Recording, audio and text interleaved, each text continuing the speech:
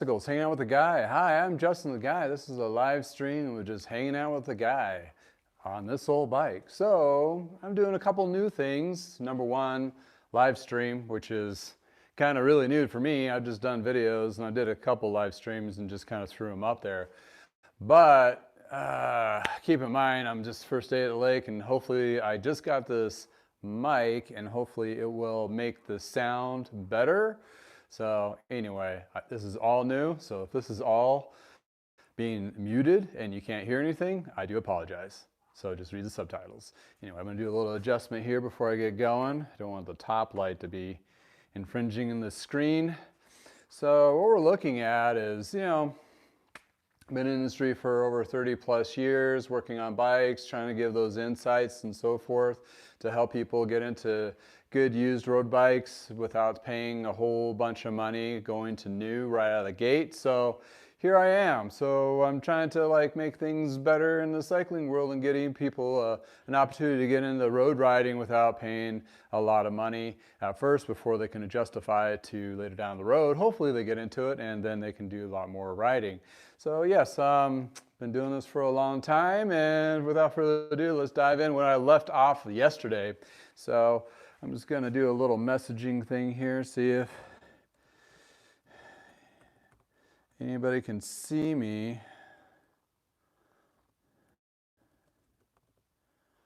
Hello, everyone. I just want to see if the messaging works better on my laptop to the side here so I can actually see what is going on versus, I'm old, I have to see bigger letters anyway. So diving into this, and if you're watching this recording, I'm just going to be jibber jabbering to myself until somebody jumps on and asks me questions. Feel free to ask questions. I'll try not to get off topic too much, but whatever. That's bike shop life. So I want to give you a little bit of a kind of a glimpse, the pull back of the curtain of what happens into the shop, that you hear the guys in the back and gals in the back working on bikes and jibber jabbering and so forth. So that's kind of what I'm trying to bring in this type of experience. So yesterday working on this Le Mans Alpe d'Huez, which is a nice little bike with a carbon back to it, which is awesome. Had some pretty decent componentry on it, need a little bit of work, but I came across the rear wheel, this guy here, which I knew when I picked it up. It has some cracks around the spoke nipple. So, trying to figure out that replacement, I did find a replacement, which was this guy, which is not a Bontrager, but it's Alex rim, and which is pretty decent, it's true in that. So I was like, okay. And then I went into the front wheel, and I'm like, oh man, the hub is pitted. So then I figured, well, maybe I have another one. I can just throw this rim on this here. So that starts to adding up a lot of time. Yeah, I can do it. Lacing this will take probably a good hour to swap this rim onto this hub. So that's a good fair lift. Or maybe I can find a match set, which I did locally find a set of wheels, which I'll hopefully be picking up tonight. Therefore, this gets shelved. Man, get to shelf it. All right, how do we shelf bikes in the bike shop? We just push them over to the other side. Like so. Open up the stand to the other side. This might be in the way. There we go. Well, that works. Oh, almost, kind of. There we go. So, on to my next bike. Trek 5000. First thing to note on this guy is they put the seat clamp the opposite direction to bring the seat forward, which is kind of okay, but I don't think the original owner was fitted correctly to this bike. So we're going to address and fix that later for sure. But if you've seen any of my unveilings or taking the scary out of used, or how much this is going to cost you to fix up yourself. So let's just do that. Let's just do kind of a preliminary rundown, strip down, and see what we get out of this guy, as in what kind of parts we're going to have to be faced with of actually refurbishing this guy. So let's dive into this. Some interesting platform specialized pedals. One thing out of the gate I noticed is this is a new wheel compared to what's on here, it's a Race X light. I will have to double check this rim and make sure we're not compromised. I will keep it on there, but that's definitely an upgrade. What originally was on there was this Race front, so Race light, Race X light is the three like kind of levels to this. So anyway, I'll probably keep the same wheels, but there's some kind of interesting things going on here I'm going to dive into and kind of clean up and see what I find. So with all bikes, I strip them down and take the wheels off. Which one nice thing is this does have the actual regular skewer on there. I came with this wheel. Sometimes these older bikes, you'll have like a skewer that's a trainer skewer that goes on a trainer bike. So this is where we want to double check, make sure you got those when you're actually picking up the bike. If not, you know, it's one of those situations you might have to buy a skewer set. I'm taking the cassette off. I'll have to get used to this mic on my neck. It's this little fuzzy thing. It's kind of tickly. So I'm taking the cassette off, and the reason why I'm also going to be cleaning it, you can see how dirty that guy is. So we're just going to clean this up, prep it, stage it. And what's really cool about these wheels, the machining work on the hub is really cool. A nice fancy red freehub body. The bearings on this feel actually really smooth. Hopefully the rim is in good shape. I think I double checked it to make sure, but it does have a fair amount of dirt on there, so I'll have to clean it. And with my close-up spectacles, kind of double check and make sure it is all good to go.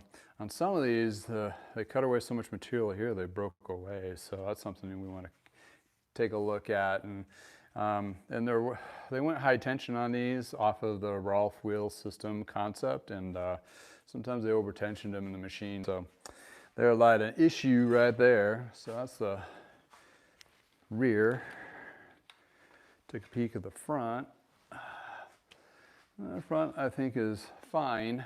We won't know until for sure when we chew this out, but at least the hub feels smooth versus the other one where it did not feel smooth whatsoever, that kind of thing. So we're going to dive into taking the drive chain apart. I don't know about this fuzzy thing in my neck. So looking for, see if it's a power link in the chain on this guy. It doesn't look like there is. That kind of thing. So we'll just use a chain tool to take this apart.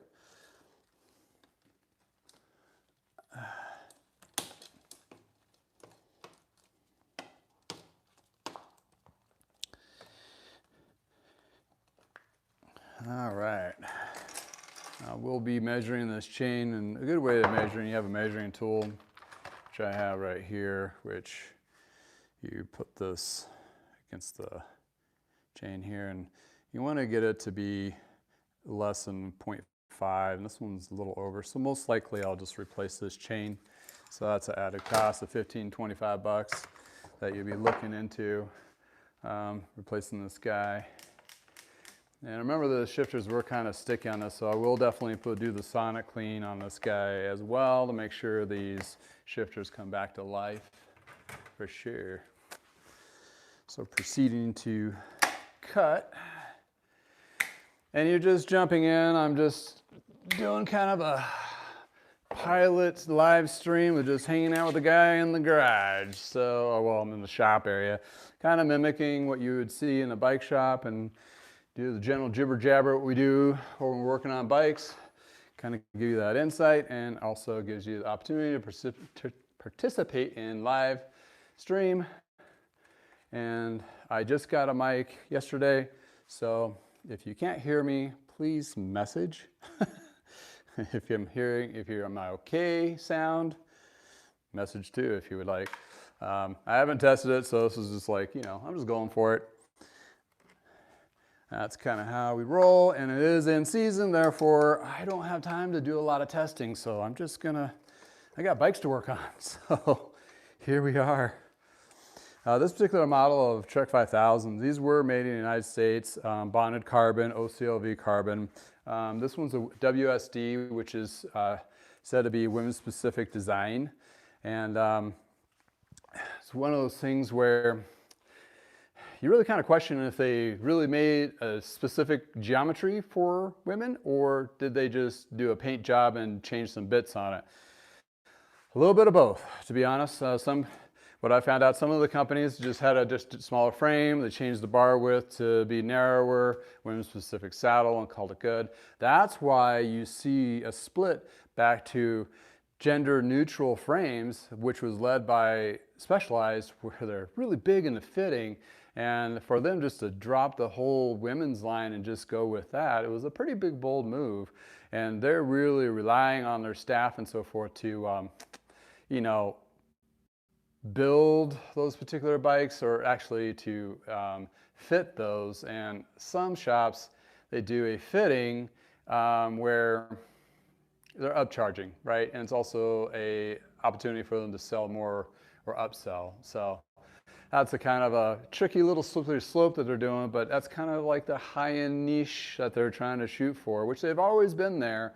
So it's nothing really too far outlandish for them to do so, but it does eliminate SKUs. That means they don't have to have as much inventory to represent that particular line of bike. So, you know, it gets kind of costly when you're doing orders, and it's like, okay, you have 5 to 6 sizes of a men's or a neutral frame, then you have another 4 or 5 women's specific. Well, you just eliminated 4 SKUs there on each model, so which brings down the actual volume that they need to produce. And that bike shop also is kind of in a benefit too, because they don't have to have 12 bikes on the floor to represent that one model. They only need to do the 5 or 6, which kind of cuts it down. So, you know, that kind of helps the bike shop perspective as well. Anything to help those guys out, because they're up against the wall of challenges coming in off of COVID, the slowing of market, the cost of everything, and trying to find staff. So they're in a world of hurt.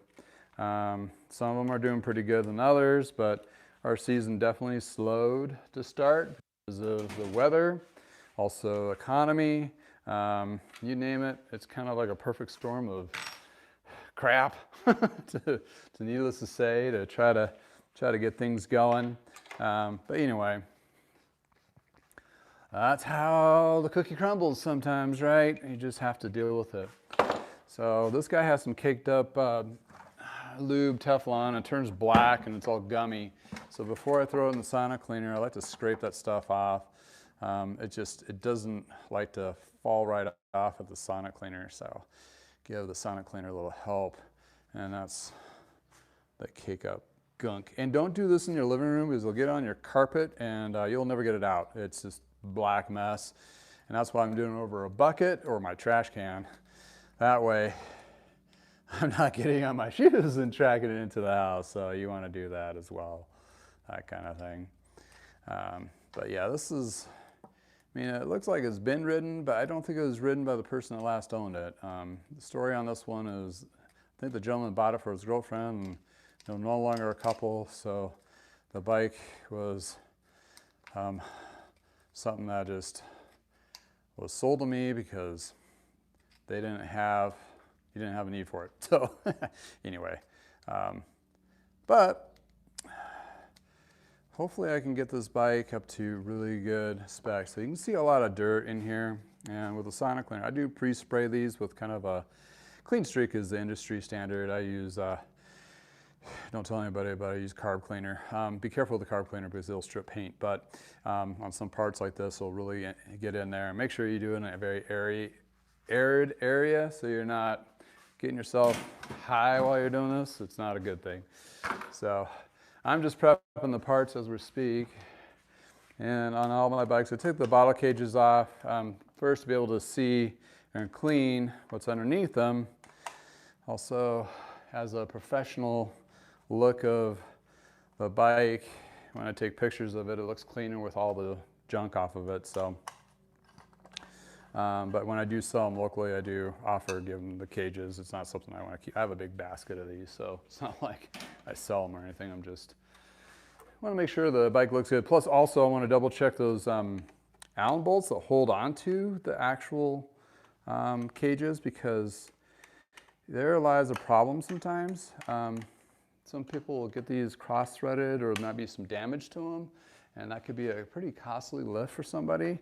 You'll have to take it to a shop that is versed on knowing how to drill out the old grommet and be able to put in a new one. So cleaning these off, I clean the bolts. When I put them back in, I lube the threads so they're easy to, are also protected from any contaminants. A lot of shops, the higher end professional shops, they'll take all these bolts and lube them anyway when they're built brand new. So that's one of those attention to details when bike shops are building stuff. Same goes to these little guys, the cable down tube stops where they have a barrel adjuster. That's where if you put a little lube in here on the caps, and you can get these caps off without breaking them. So it's one of those things. Okay, this one actually come off. If you can see, there's still a little bit of grease, and still a little bit of grease on here. So they actually did this right. And these sometimes not installed on bikes when we were building them back in the day. A lot of bikes now, the production has gotten so good that that's why Canyon and Specialized have gone to direct consumer, because they build the bikes so good they don't need a lot of tech help to build them. Like in years past, you had to string all the cables and do all the adjustments and all that kind of thing. They're getting to the point where they're almost ready to go out of the box. You just need to throw a couple things on them. So with that advancement of tech or processes and packing and that, they were able to go to direct to consumer. Well, that saves you a little bit of money as a consumer. Not to say that there's still some things that a bike mechanic, professionalism of detail, putting a bike together might vary a difference between a bike that gets thrown onto your front porch versus the one that you get from a bike shop. So that being said, that does take you out of the bike shop element where you don't have to be subjected to upselling, because they're going to want to sell you some bottle cages and all that. There is some stuff that you need, that kind of thing. For particular road bike, it's nice to learn those, and it's nice to educate those individuals to get into that. And you can look on my website. I do have the things that suggest that you should buy or use on your road, like a pack, a tube, a patch kit, a little tool, CO2 pumps, that kind of thing. Those are kind of necessary for riding.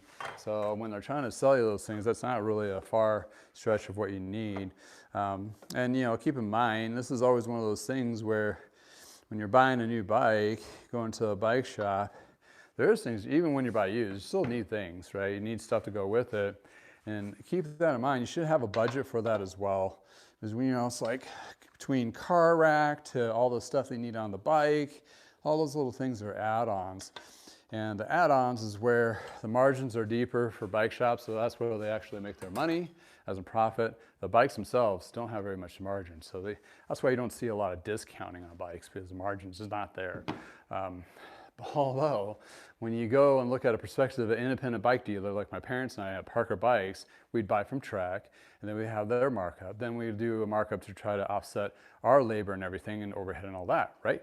Well, since Specialized and Trek has their corporate stores, they have more margin to play with. So in my head, they can come down on some of those pricing for sure. But anyway, nor here nor there.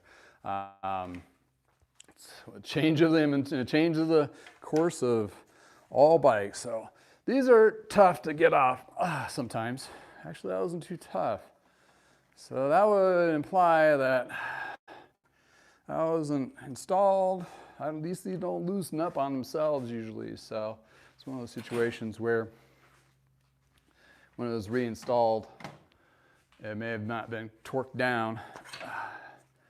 So when I have this down, I do check the bearings and see, and you can see how a gunky mess this is underneath here. And the space, or the dust cap, gets stuck on the inside here. Oh, there you go. And that definitely needs to be cleaned. So I try to get all this cleaned up.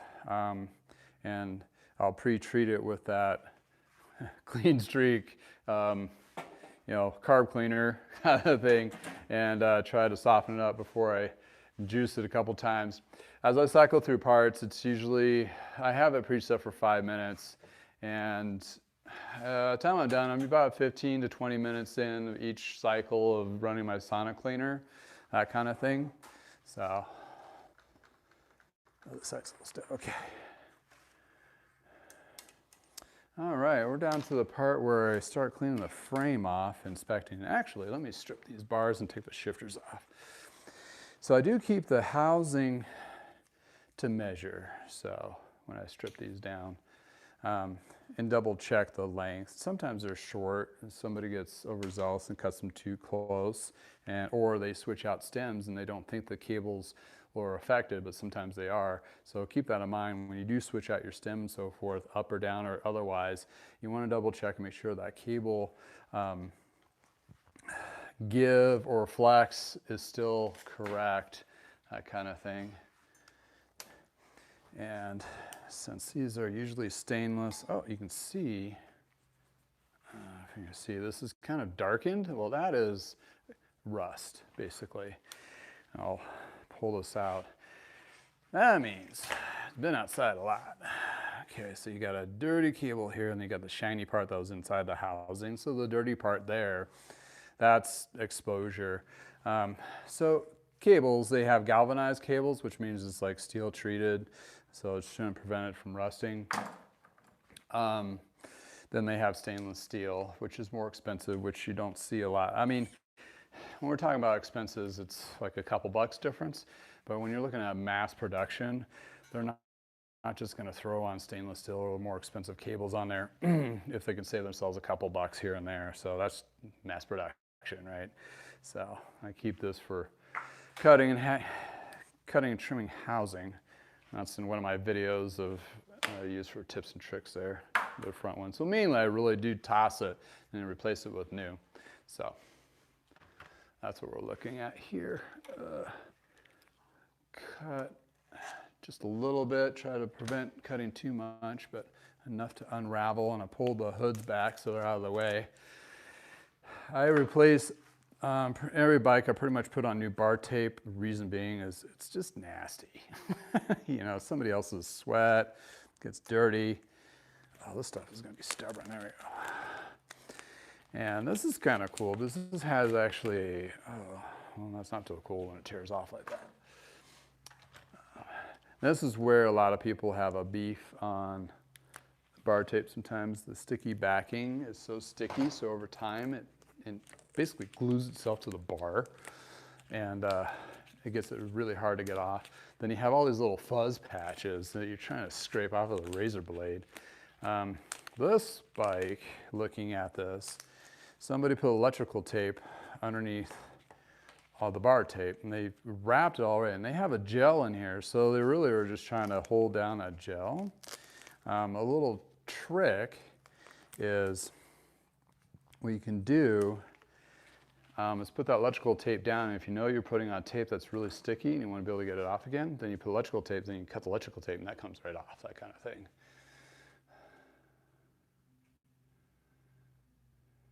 Nice. All right, hey Mark, nice to actually meet you in virtual world. First time streaming on this kind of perspective. Hope the mic is working. I just got this yesterday, so hopefully you can hear me just fine. Thanks for hanging out and watching my videos, appreciate it.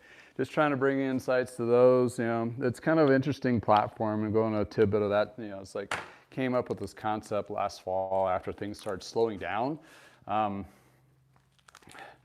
And I mean, when I started doing this, it was right before COVID, right? And I got slammed with COVID, so I was been super busy. Had the concept idea and most of the stuff to do this prior, but just never really got a chance to do it. And last fall, I finally slowed down to the point where it was like, okay, in other words, slowing down means I need to try to figure out other ways to promote myself.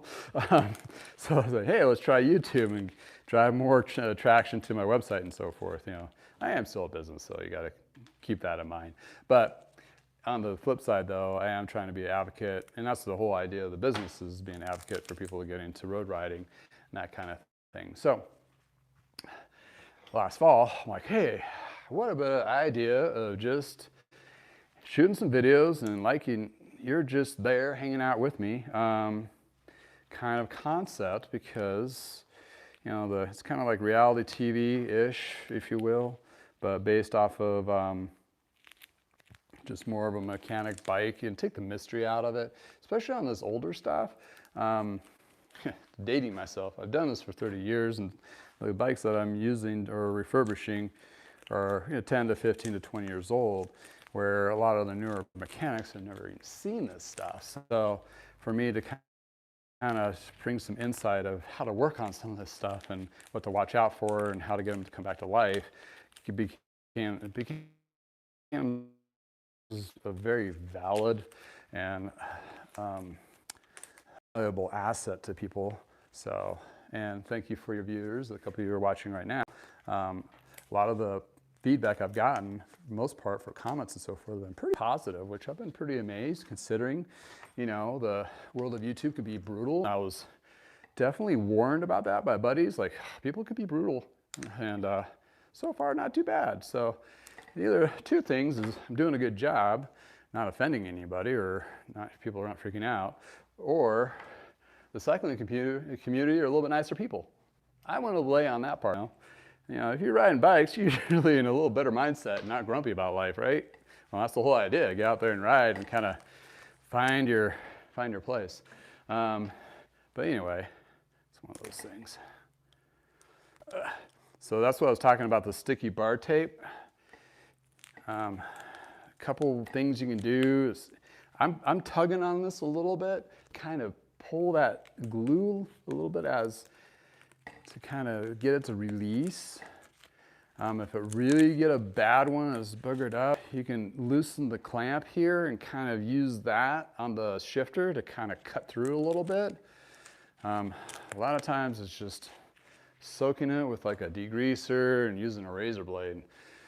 A lot of mechanics have had those nightmares where it's just a hot mess, and we're just trying to clean the bar off as much as we can, because if you don't get all this little stuff off and you wrap it with new bar tape, you're definitely going to feel it come through. So it's like one of those things, you want to have a good base on that. So on this guy, they did electrical tape the actual gel, which is kind of cool. So I'm going to keep the gel on there because I actually, for the next rider, is going to give them an added benefit. But I still need to clean these shifters. Well, I can still take off the shifters completely without, removing the bands. The bands can still stay there, that kind of thing. So they just pop off like so. The only trick about it is if I do need to replace that housing, I'll need to cut this electrical tape. And we'll see if the housing definitely needs to be replaced. Brake housing, yeah, you can kind of limp along with brake housing. It doesn't have to be that precise because there's so much such adjustment or a range of adjustment for brake cables. But when it comes to shifting, it's so precise. So that's why I replace all the shifting cables or housing both on my bikes, because that will bring the shifting back to life, or the best performance out of the gate. And I can't tell you how many times I've actually done tune-up on a bike and I'm like, why is it not shifting? And it was always the rear derailleur cable housing, because it sticks out in the contaminants, right? You get water up there and it draws up in here and gets all gunky. You can't see that. But once you pull that cable and you kind of floss it through, and you're like, oh, this is kind of binding up. Sometimes just replacing this piece of housing, you don't have to replace the cable. The cable you can clean off with some steel wool, because it's usually either stainless steel or galvanized steel. So the cable, if you can clean it off, the cable's still fine. But if you replace this little piece of housing, that can make a world of difference to your shifting, because that shifting is synchronized to each gear, right? So it's indexed, and you want to make sure that is clean as possible when you're doing such a thing. So when you get a dirty bike like this, if you're buying a new one or whatever, any kind of stickers or weirdness, those looks like a Velcro thing, but stickers, people love to hide things with stickers. So, you know, see a whole bunch of, this is from a college bike, which could be, those stickers could be hiding scratches, could cracks. Fortunately, I haven't come across any of that, you know, deliberately hidden, but definitely like some scuffages and so forth. So I use Purple Power as my first cleaning solution. I dilute it about half and half with water. It's pretty strong stuff. Get it at Walmart or on Amazon. And basically I spray it on a rag. What I'm doing here is I'm inspecting the frame. And why am I really focused on the frame? Okay, I can replace parts inexpensively-ish compared to the frame and fork. The frame and fork is the most important bit of the bike. Reason being, that's what makes the bike. And that's where manufacturers have really claimed their fame of like, my Trek rides like this, my Specialized rides like that, you know, all those kinds of things. But anyway, when it comes to the frame and fork, if there's something damaged on the frame and fork to the point that it can't be repaired or fixed, basically you have a box of parts. So you really want to make sure this guy is, I inspect him as much as I can, but you know, time with the person standing there and that kind of thing and not feeling too awkward. You know, you don't want to do this whole bit in front of them. You're like, oh, your frame's broken. Oh, here's your box of parts back. It just doesn't work out that way. So I do take a mild risk by doing this, but it's an educated risk, let's put it that way. And give it a good cleaning here. I can definitely see some salt-ish type material on this where either, you know, I'm in Colorado where they don't use a lot of salt on the roads here, but in the Midwest, like, you know, Michigan, they use just straight salt on their roads. So gotta kind of watch out for that. And they also have this, I forget what the stuff they treat it for their dirt roads out there in Michigan. And it's like some nasty corrosive stuff. You get on your bike, it pretty much toasts your parts. It's just insane. Where you're in your skin, it's horrible. And there's huge warning signs, that kind of thing, when they're spraying this stuff down. The idea is to keep the dust down, that kind of deal, while people are driving on their cars. So far, I mean, I remember looking at this and there was really nothing that stuck out per se. I mean, there's some scratches back here, which hopefully we'll be able to buff out. That kind of thing. The bearings feel pretty good, that kind of deal. This does have a lot of clear coat chipping up here, so I'll be able to flake some of that back and sand it down. So I mean, you'll still see it, but it'll be less noticeable. It does have nothing to do with the compromising of the integrity of the fork itself. It's going to be fine.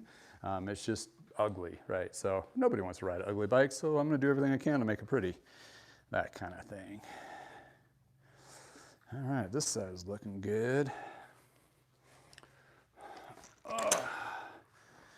I see a lot of, see like some scratches here, a little bit of dust. This seat post might be a little bit of a challenge to get out. I had one seat post once on a Project 1 where I think they bondoed. Yeah, I think I checked this one. Yeah, this one's fine. I think they were having problems with the seats slipping on them or something. So I was like, auto bonding. I couldn't get the seat post out. And it was horrible because I destroyed the frame and the seat post trying to just do this, you know. And you can see I'm struggling with here. And this is just that white stuff. I mean, carbon doesn't corrode. So this is just contaminants. And the white stuff is actually most likely the clear coat scraping off. And for carbon on carbon, instead of using grease, it's recommended to use this stuff called fiber drip for carbon parts, and if you have a carbon stem and so forth. And it's kind of like a gelatin with like little micro beads in it. Ugh. Try not to inhale this stuff. Almost there. Struggling on live TV, there we go. So if you can see inside there, some white stuff. So I'll try to clean that with a rag. And it's just material. Death hang this for a second. Show you what I'm looking for in a seat post. So you don't see any of the markings on here, right? This is where I suggest when you're looking at a bike, you pull the seat post out. And And if you have a rag, you can clean it. And you want to see, what you want to see on a seat post is the height limit line. The height limit line determines how far the seat post it needs to be inserted into the frame, right? Well, some gram weenies out there, and I'm sorry if I offend you, but some people are really into lightening their bike up and they don't need this much seat post, they'll cut their seat post.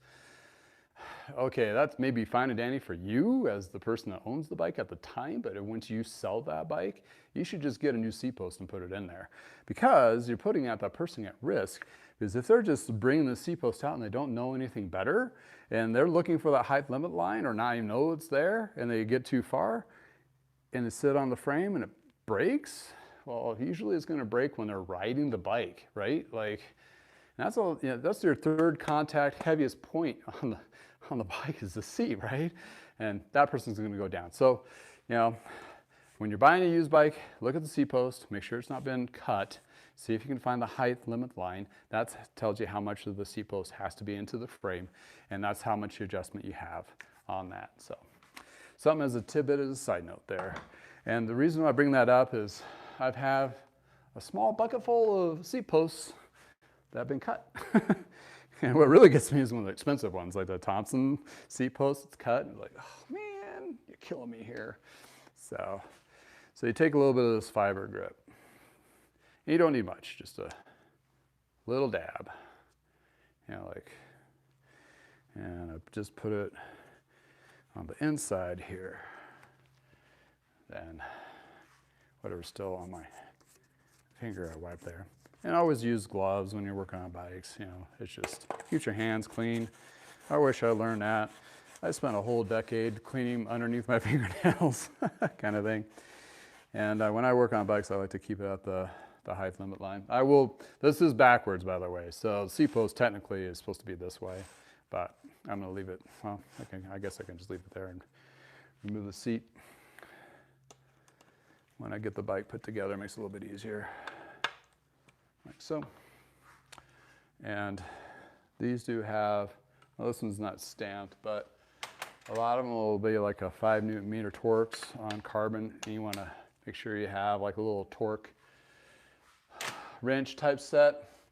Feedback Sports has a nice little kit like this. The only limitations, I think it only goes up to like 10 Newton meters or something like that. So, but it has all your bits, which is kind of nice. And then that way you can double check your torques on all the carbon related. This one doesn't have carbon, but if you had a carbon bar with carbon stem with a carbon steer tube, it'd be kind of good to know. It's always good to know that you use your torque wrenches on bikes anyway. Just make sure you're not overdoing it and also not underdoing it as well. So got the frame there. Oh yeah, I was going to clean the other side.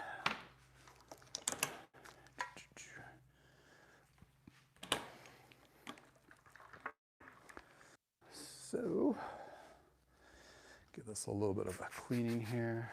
Let's see if.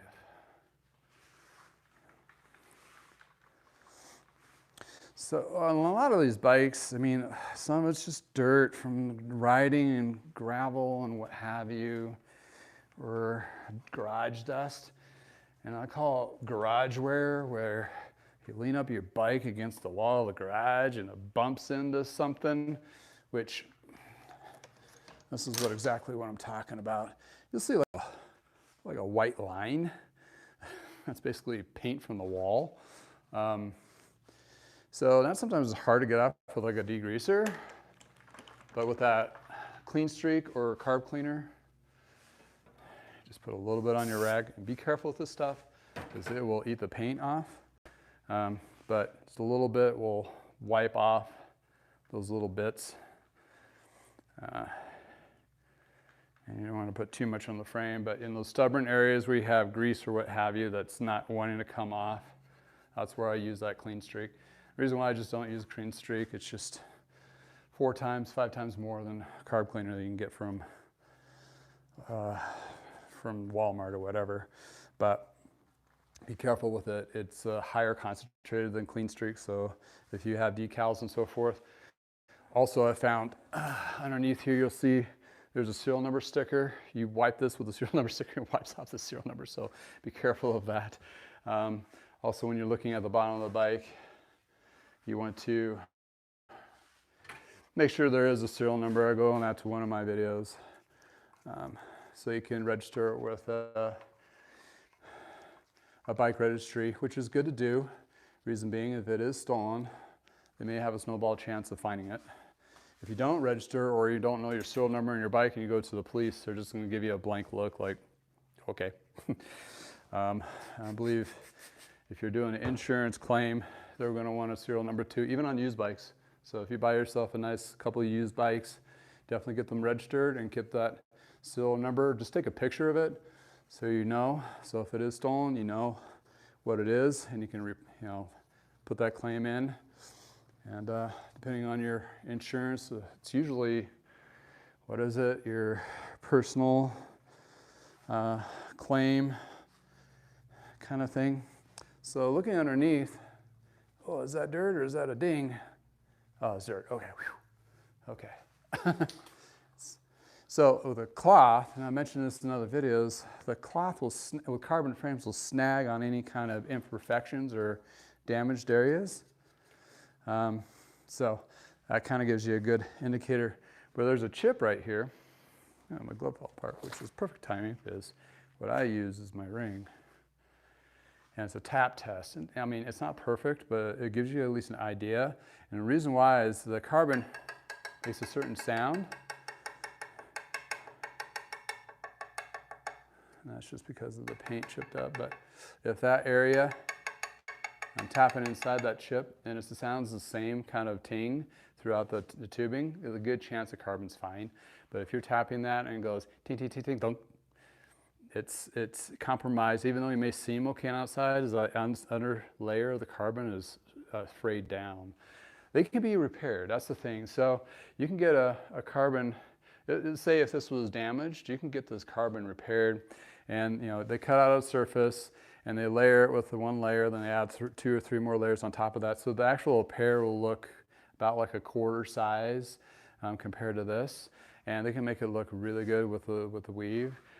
There's some high-end carbon repair company in England where they will match the actual kind of carbon that the frame was used or made from, and then they have a paint booth, they'll match the paint.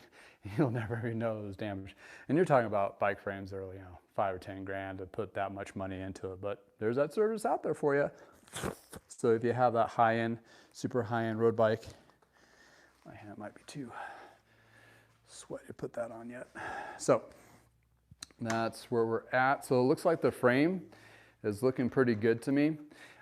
This is like my first wave of inspecting the frame. And reason why I say that is I do detailing on all the bikes that I refurbish. And with that detailing, I do 2 to 3 different coats of particular polishes.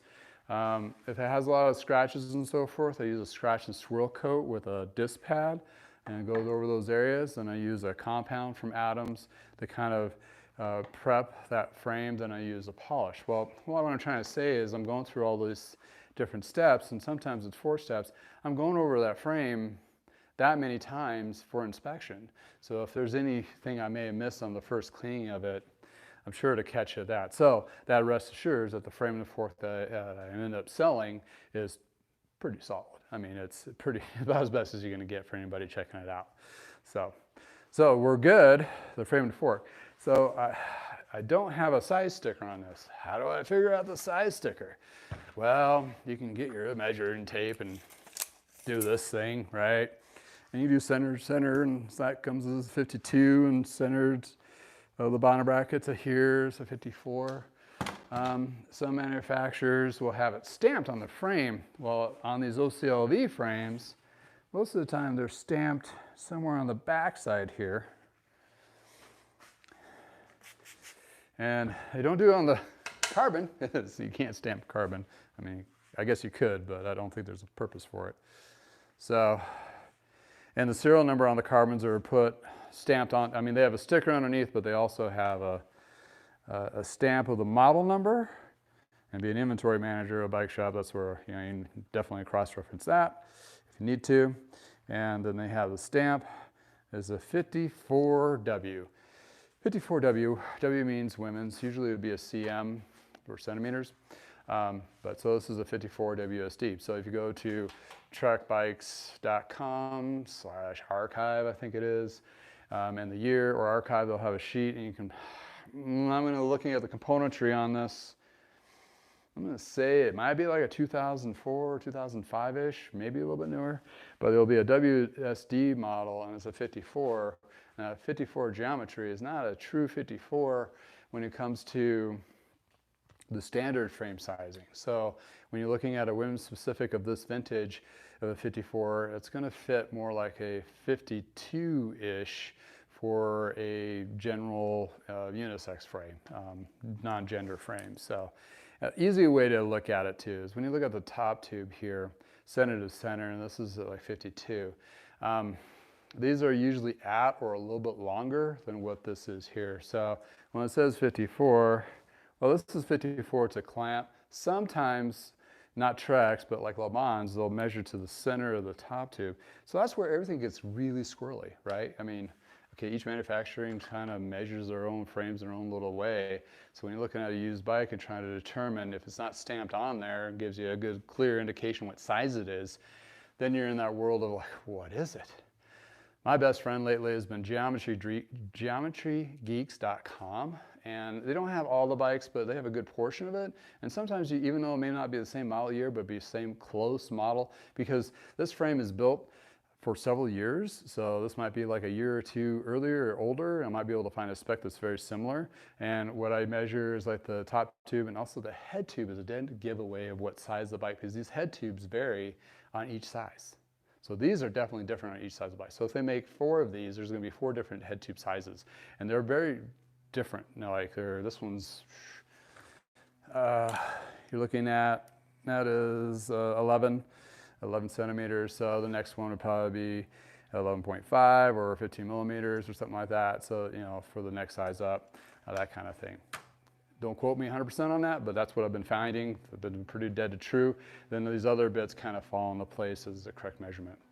When I do, because I measure my bikes after I get them all done, because when I do list them, I do one thing is specs, but other special measurements, and people want to see like the stack height and so forth. So when I sell bikes online, people have rest assured, like if they're comparing to a bike that they already have, or they're looking at charts from some manufacturers like, oh, that's very close to what I would use, they have a better chance of getting the correct frame. And again, going to number one reason, the first thing you need to go when you're looking for a used bike is size. It doesn't matter how good a deal it is, if it's not your size, it's not your bike. I mean, that's just how it goes. And you ride a bike that's the wrong size for too long, you're going to have pain, you're not going to like it, it's not going to be fun, especially if you gift it. And yeah, make sure it's the right size and make sure they get fitted to it, even if it's a static fit. That definitely helps for sure. Let me get this glove back on. So I'm going to use a little more harsher chemicals to get the back fuzz off of this here. So it's more of a paper, it's not like a sticker, it's more of like a paper. So I can probably get a little bit wet with this here. What I found is my friend is your general quick stick or tire lever, the nylon ones, not the steel ones, the nylon ones. Nylons don't scratch as much, and you can scrape along the frame. You get that gunk off. Oh, lo and behold, there's another chip down here. I have to double check. And this, I definitely want to take off because it covers up the TCT sticker, which is the Trek something technology, carbon technology. Must be their newer version of the OCLV, which is Optimum Compact Low Void. Every company has their own little like, oh, our carbon is this, and yeah, I'm not a carbon expert, but it seems to me from manufacturing level, they're probably really close. There's probably only so many places that you can buy them. So, who's to know? And here, if that glue is getting really hard to get off, that's where that clean streak, what do I do with that other rag? That's where that clean streak, or i.e. brake cleaner or carb cleaner, And again, only on the rag, and just slightly carefully dab those areas that you need to clean up, because it will, yeah, it's peeling off the warning sticker, which I don't really too care about saving, but. And using those disc pads that I clean will definitely clean that section off. So, yeah, man. Decals look pretty good. Okay, I'll do the shoe shine technique. Try to get that really cleaned off. There you go. I might just go ahead and finish off cleaning out that warning that you're riding on carbon that nobody reads, which usually gets peeled off anyway the day after it gets purchased. So getting that off makes this area super clean looking. All right, let's give you a peek. So this is the area that I just cleaned off. So it's covering that sticker, right? Now it's all cleaned up. So when I use that polishing compounds and so forth, you're not going to know there was a sticker to begin with and clean it up. So now I have this area that I need to worry about, because that's a big little chip, right? You know, it's like,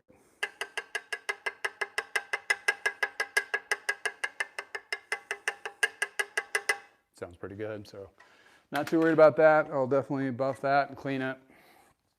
I don't really touch up paint that much because there's so many variations of colors, and that would take a long time with a palette, and that's where I have to save myself from going down that rabbit hole, because if I go down that rabbit hole, I'm a perfectionist when it comes to paint, because I went to art school.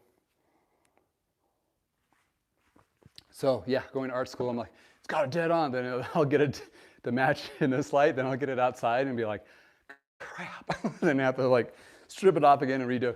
So it's better for me just to leave it nice and polished and little imperfections. And I'll go what my mom says is, you know, imperfections lets the devils out. So let's go with that, right? So, okay, so our frame and fork, headset feels pretty good and the bearings feel really good. And gonna have to clean the parts and clean the wheels. I'm not sure how this mic is going to respond to the sonic cleaner, so I'm not going to run that right now. I'll show you what I do when I pre-treat them though, and give you a little idea on that. And also, when you do any of this kinds of stuff, bikes are dirty, and the grease is even dirtier, and the grease tracks. So please don't do this in your house, or your significant other will kill you because you left a big old grease marks all over your nice white carpet. Learning, you know, from experience. Find a nice place outside to do this stuff. So, and I'll do this here without show you a close up. So when I'm pre-treating it, you know, it's like light and polite, right? But this, you'll see it cut that grease right off the bat. And what the sonic cleaner does is gyrates and bubbles. Those bubbles smash up against everything and gets into all those little neat little crannies and corners where you cannot floss. And also it has a heating element where the heat will help melt off that. Some of those lubes are really kind of like a plastic base, and they really attach themselves to metal parts. And with that heating element, really gets some of that stuff off.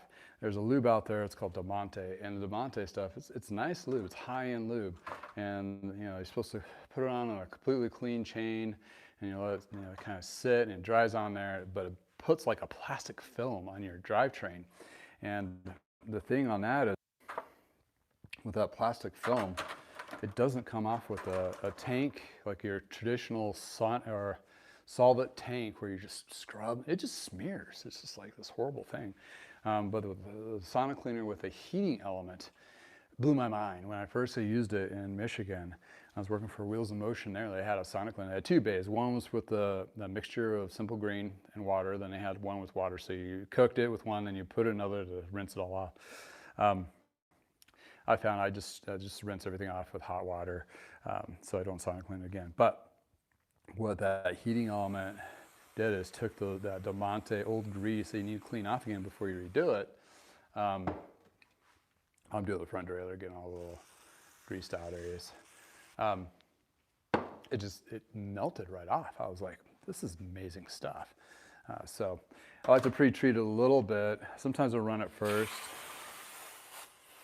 on there and spray in the crankset now and give the little tidbits. And I use a strainer for all my little bits, so I'm not fishing in there to get those out. And then the cassette's in there. The chain I'm going to replace, I'm going to clean it. That just puts more gunk in my tank that I need to deal with. So that is pre-treated on that. And then I take my wheels. I have a shop tank, so I get the wheel in there and I scrub it with hot water and dish soap first to clean all the nicks and crannies. I have a couple videos on wheel cleaning, so you can look that up, see on the trick on that. And then once I get into the truing stand, then I wipe it off with Armor All. And with Armor All, that really kind of cleans everything up to the point where I can actually inspect.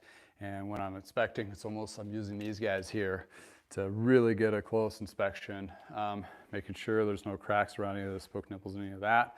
And also when I true it, it's all ready to go. Then that way the rim is cleaned and inspected at the same time. And if the tires are still in fairly good shape, I use, what was it? Armor All works really well, but also Adams makes this tire armor, which is it makes the tires look really shiny. And all the Adams stuff you can use on your car too. So so I've had a couple of little scratches on my car. I'm like out there with my little pads and stuff cleaning it. It's like, oh, make this go away. So with the decaling, so that's where when you clean these, I don't use the carb cleaner or the clean streak on this, because sometimes it'll actually just melt the decals right off. So you want to preserve those as, decals is what's marking of the wheels, that kind of thing. And when you look at blank wheels, when you're looking at for a used bike, that's probably not a great thing to dive into. So anywho, well, I'm going to do a lot of noisy stuff after this, so I'm going to let you guys go. And thank you for hanging out with me. It's been about an hour. Looks like I've been testing this out. Thank you for hanging on with the ride.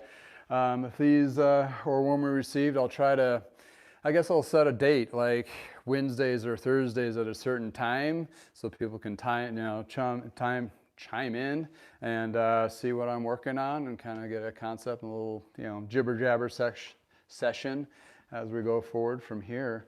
But yeah, this bike will turn out to be pretty good. Yeah, the next steps I usually do is I clean the wheels, true those. I went over that, and I detailed the frame. Then once I get all the parts clean and inspected, then there's a reassembly and cutting the cables and all of that. So it is a lot. I mean, if you think about it, there's a lot to it. And when you're paying for that tune-up, they vomit this laundry list of stuff on you, and you're like, what is all this stuff? And I mean, I did it to the car dealership, and they gave me like a whole list of, I don't know cars that well. So, I was like, oh, okay, that sounds great. But with a bike shop, a lot of the websites will have a list of stuff they do, like tuning the wheels, adjusting the hubs, adjusting the trailers, and so forth. You can just Google each one of those, and you can kind of get a concept if you want to really know that. Most service techs are pretty honest when they're writing stuff up. I'm not going to say all, because some people are really designed to upsell, that kind of thing. And that's where service writers, it used to be just a mechanic, they would write stuff up. Now they have service writers. So now you have a guy or a gal they're trained to look for stuff and write stuff up. So the idea is to go in with a clear agenda of what you want fixed, right? So if you're riding your bike and it's doing this thing, like it's not shifting right or whatever, please tell those techs exactly what you're hoping to get out of a tune-up. There's nothing worse in the world on both sides that you pay $150 for a tune-up and it doesn't address the issue that you brought it in initially because it wasn't communicated. That tech will spend extra time to make sure that whatever issue is eliminated. and make sure it's right, because we don't, as a tech, we're proud of what we do. I mean, we're proud of what we work on and all those kinds of things.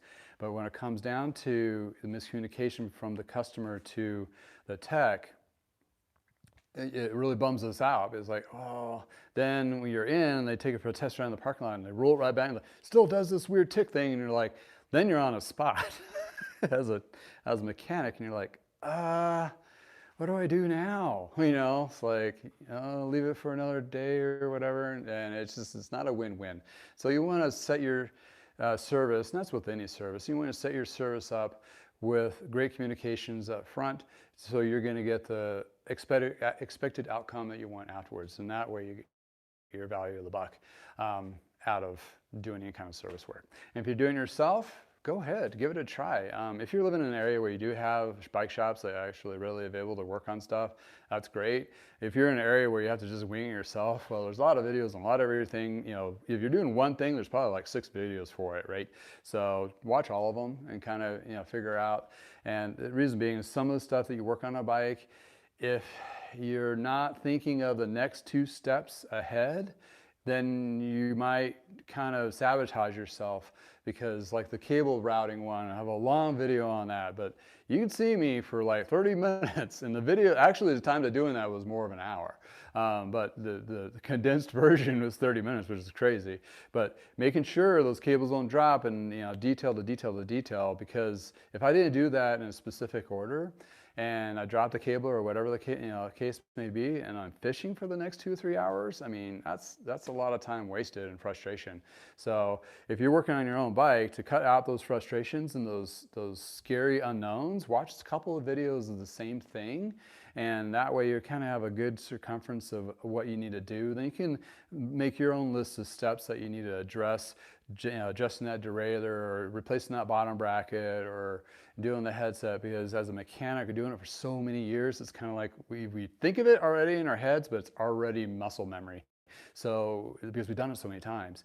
And that's what's great for me doing these videos, because it makes me pop out of my own self and go, oh wait, I have to ask the question of, if I don't know anything, and how do I explain that? And my mother-in-law came up with a great perspective, like, what is a derailleur? And it's like, and she wrote a lot. It's like, what is the function? Like, she loved riding bikes, but she didn't really understand the concept of the derailleur, and why does it have a weird French name and this kind of thing. It's like, well, I may not know the French term why the derailleur was named a derailleur, but I know what its function is and how to adjust it and all those things, and how important it is to have those adjustments correct to save everything. So anyway, but yeah, thank you for your time and hanging out with me today, and hopefully next week I'll come up with another bike to dive into and jibber jabber an hour for or so. And you guys have a great weekend. If you're in the States, it's Father's Day. I don't know if it's Father's Day nation, worldwide, but hey, anyway, happy Father's Day to those fathers out there. I'm a father. I got to go find where my daughter is now. Anyway, school's out, so that's why I'm cutting it shorter. Have a great day. Thank you for spending time with me. Take care.